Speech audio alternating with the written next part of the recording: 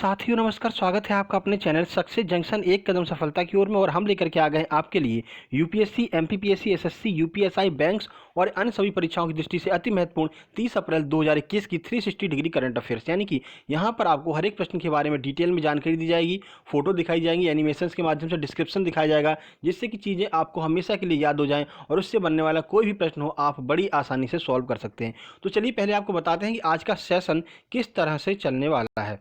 तो देखिए, today session की बात करते हैं तो सबसे पहले यस्टरडे का रिवीजन कराया जाएगा, यानी कि कल हमने जो आपको करंट अफेयर की थी उनसे रैंडमली 3 क्वेश्चन आपको पूछे जाएंगे, जिनका आपको जवाब कमेंट बॉक्स में देना है, आपको याद भी है या नहीं है। उसके बाद बात करते हैं टुडे करंट अफेयर, यानी कि आज की करंट अफेयर अपनी स्टार्ट हो जाएगी, जिसमें आपको फोटोज़ के माध्यम से डिटेल में जानकारी देते हुए आगे बढ़ेंगे। उसके बाद आपको एमपी करंट अफेयर के 3 क्वेश्चन कराए जाएंगे। उसके बाद स्टैटिक जीके के 3 से 4 क्वेश्चन कराए जाएंगे। उसके बाद जो होमवर्क हमने कल दिया था, कल जो प्रश्न पूछा था उसका जिन लोगों ने जवाब दिया है उनका जवाब स्क्रीनशॉट के साथ में स्क्रीन पर दिखाया जाएगा। उसके बाद टुडे होमवर्क की बात करते हैं, यानी आज हम आपसे एक प्रश्न पूछेंगे, तो इसलिए वीडियो को अंत तक देखना आपके लिए बहुत ज़्यादा जरूरी है। इसमें से ही एक प्रश्न हम आपसे पूछेंगे जिसका आपको जवाब देना होगा और कल की वीडियो में आपका नाम भी स्क्रीनशॉट के साथ में आएगा। ठीक है, तो चलिए बिना समय गवाए हुए चलते हैं कल की रिवीजन वाले प्रश्नों की ओर। तो पहला प्रश्न आपके सामने आ रहा है, कौन सी अग्रणी हॉस्पिटैलिटी फर्म ने कोविड रोगियों के लिए आइसोलेशन सुविधा उपलब्ध कराई है? कल ही हमने आपको ये प्रश्न कराया था। ऑप्शन ए है V Mart, option B OYO, option C Uber या फिर ऑप्शन नंबर डी है बाजार इंडिया।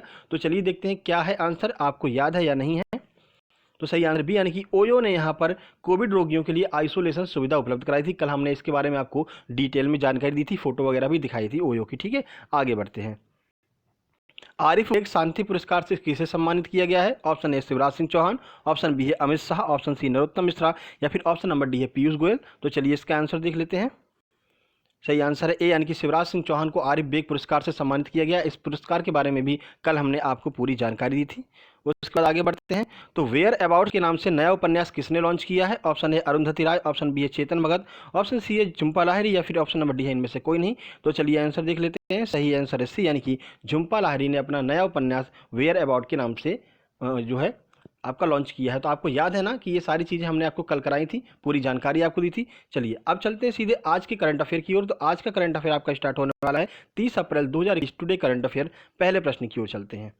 देखिए, अभी हाल ही में डीआरडीओ ने किस एयर टू एयर मिसाइल का मेडन ट्रायल किया है? मेडन का मतलब होता है पहली बार जिसका ट्रायल किया जाता है उसे मेडन ट्रायल कहते हैं। तो किस एयर टू एयर मिसाइल का पहली बार यहाँ पर ट्रायल किया गया? ऑप्शन ए है नाग 5, ऑप्शन बी है पाइथन 5, ऑप्शन सी है पृथ्वी 5 या फिर ऑप्शन नंबर डी है त्रिशूल 5। तो चलिए आंसर देख लेते हैं। सही आंसर बी, यानी कि पाइथन 5 का यहाँ पर जो है मेडन ट्रायल किया गया है डीआरडीओ के द्वारा। तो ये भी आपको याद रखना किसने ट्रायल किया है, डीआरडीओ ने पाइथन 5 का ट्रायल किया है। तो चलिए इस प्रश्न के बारे में आपको डिटेल में जानकारी दे देते हैं। देखिए, डीआरडीओ ने अभी हाल ही में भारत के स्वदेशी लाइट कॉम्बैक्ट एयरक्राफ्ट तेजस से 5वीं पीढ़ी की air to air missile Python 5 का सफल परीक्षण किया है। तो किस मतलब एयरक्राफ्ट के माध्यम से इसको परीक्षण किया गया है? तो तेजस के द्वारा इसका परीक्षण किया गया, यानी तेजस में लगा करके इसको परीक्षण किया गया है। इन मिसाइलों को एडीए यानी कि एरोनॉटिकल डेवलपमेंट एजेंसी, एडीए का फुल फॉर्म याद रखिएगा, द्वारा बनाए गए तेजस लड़ाकू विमान से दागा गया। ठीक है, डीआरडीओ के अध्यक्ष की बात कर लेते हैं। तो जी सतीश रेड्डी डीआरडीओ के अध्यक्ष हैं। स्थापना कब हुई थी डीआरडीओ की? तो 1958 में स्थापना हुई थी डीआरडीओ की, और 1958 में ही नासा की भी स्थापना हुई थी। मुख्यालय कहाँ पर है? तो नई दिल्ली में डीआरडीओ का मुख्यालय। ठीक है, तो याद रखना आपको तेजस के द्वारा इसको दागा गया और इसका परीक्षण किया गया है इस मिसाइल का। ठीक है, चलिए आगे बढ़ते हैं, अगले प्रश्न की ओर चलते हैं। देखिए, वर्ष 2020 में सेना पर सर्वाधिक खर्चा करने वाला तीसरा देश कौन बन गया? ऑप्शन ए है अमेरिका, ऑप्शन बी है चीन, ऑप्शन सी है भारत या फिर ऑप्शन नंबर डी है पाकिस्तान। तो चलिए आंसर देखते हैं इस प्रश्न का। सही आंसर है सी, यानी कि भारत वर्ष 2020 में सेना पर सर्वाधिक खर्चा करने वाला तीसरा देश बन गया है। आइए कुछ जानकारी आपको देते हैं। देखिए, अमेरिका और चीन के बाद भारत 2020 में सबसे ज़्यादा सैन्य खर्चा करने वाला तीसरा देश बन गया है। ठीक है, तो पहले नंबर पर कौन है? अमेरिका, और दूसरे पर कौन है? चीन है। ठीक है, Stockholm International Peace Research Institute द्वारा प्रकाशित नवीनतम आंकड़ों के अनुसार विश्व स्तर पर सेना पर खर्च किए गए धन में 39% अमेरिका ने खर्च किया है, 13% चीन ने खर्च किया है और 3.7% जो है भारत का हिस्सा रहा है। ठीक है, तो पहले नंबर पर अमेरिका है, उसने 39% पैसा खर्च किया है, दूसरे स्थान पर चीन है 13% और तीसरे स्थान पर 3.7% के साथ में भारत है। ठीक है, तो याद रखिएगा तीसरा नंबर यहां पर भारत को प्राप्त हुआ है 2020 में सैन्य खर्चों के मामले में। ठीक है, चलिए आगे बढ़ते हैं। देखिए, अभी हाल ही में किसके द्वारा कोविड-19 अस्पताल निर्देशिका जारी की गई है? ऑप्शन ए है ओयो, ऑप्शन बी है ट्रूकॉलर, ऑप्शन सी है ट्विटर या फिर ऑप्शन नंबर डी है इनमें से कोई नहीं। चलिए आंसर देख लेते हैं, किसने यहाँ पर कोविड-19 अस्पताल निर्देशिका जारी की है। देखिए सही आंसर यानी कि ट्रूकॉलर ने यहाँ पर कोविड-19 अस्पताल निर्देशिका जारी की है। चलिए कुछ जानकारी आपको देते हैं। देखिए ट्रूकॉलर ने भारत में अपने उपयोगकर्ताओं के लिए कोविड-19 अस्पताल निर्देशिका जारी की है। ठीक है, निर्देशिका में विभिन्न कोविड अस्पतालों के नाम, पते और फ़ोन नंबर शामिल होंगे।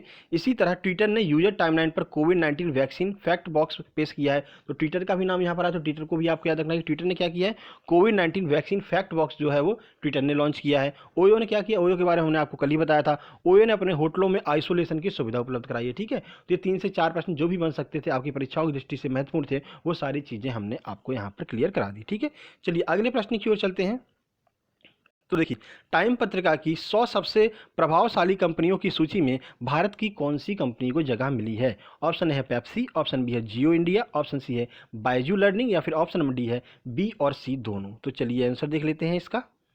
सही आंसर ही यानी कि बी और सी दोनों, यानी जियो इंडिया और बायजू लर्निंग दोनों को यहाँ पर टाइम्स पत्रिका की 100 सबसे प्रभावशाली कंपनियों की सूची में जगह मिली है। आइए देखते हैं कुछ जानकारी।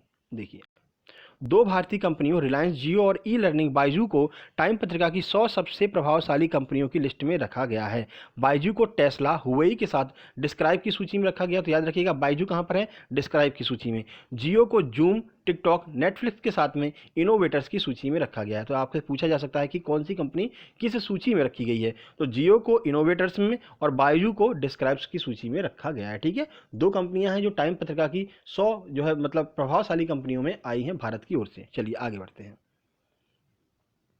अगला प्रश्न है ऑक्सीजन ऑन व्हील्स का शुभारंभ किस राज्य में किया गया है? ऑप्शन ए है हरियाणा, ऑप्शन बी है पंजाब, ऑप्शन सी है उत्तर प्रदेश या फिर ऑप्शन नंबर डी है मध्य प्रदेश। तो चलिए आंसर देखते हैं, कहां पर ऑक्सीजन ऑन व्हील्स का शुभारंभ किया गया है।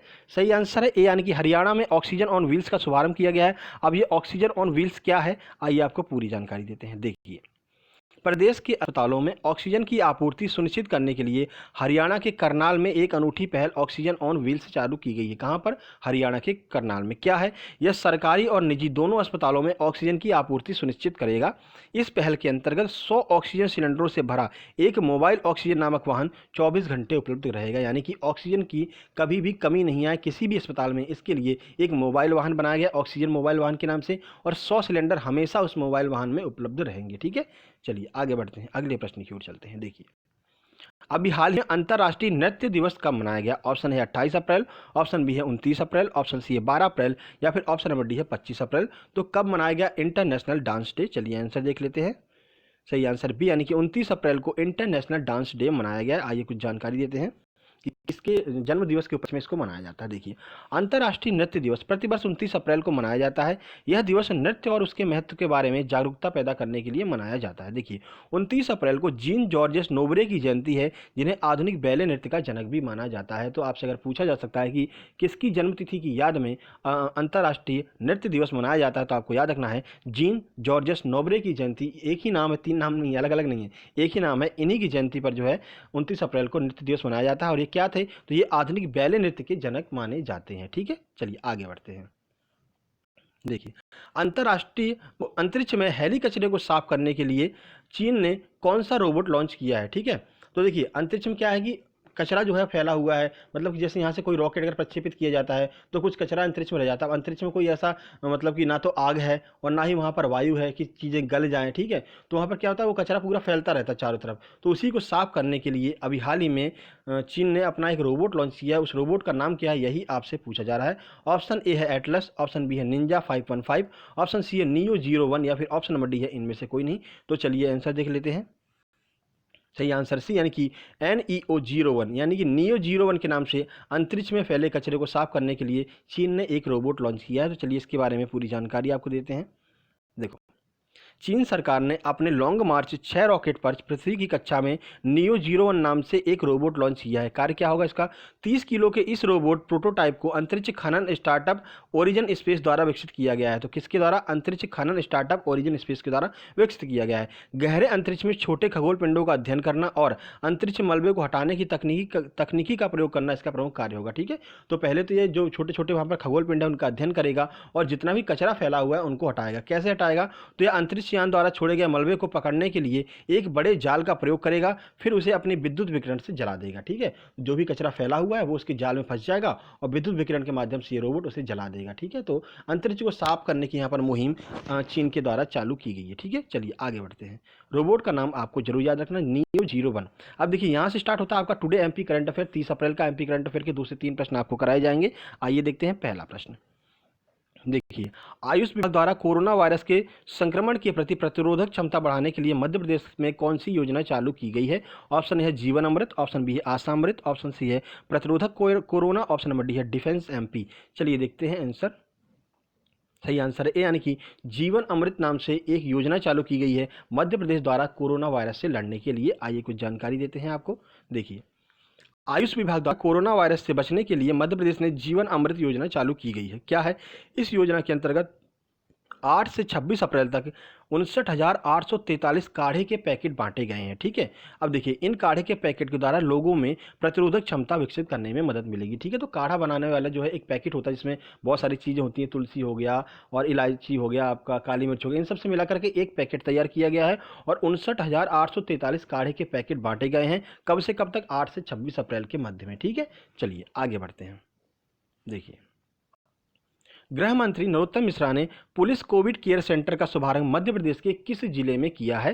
तो यहाँ पर पुलिस कोविड केयर सेंटर का शुभारंभ किया गया किस जिले में? तो ऑप्शन है भोपाल, ऑप्शन बी है सागर, ऑप्शन सी है इंदौर या फिर ऑप्शन नंबर डी है छतरपुर। चलिए आंसर देख लेते हैं।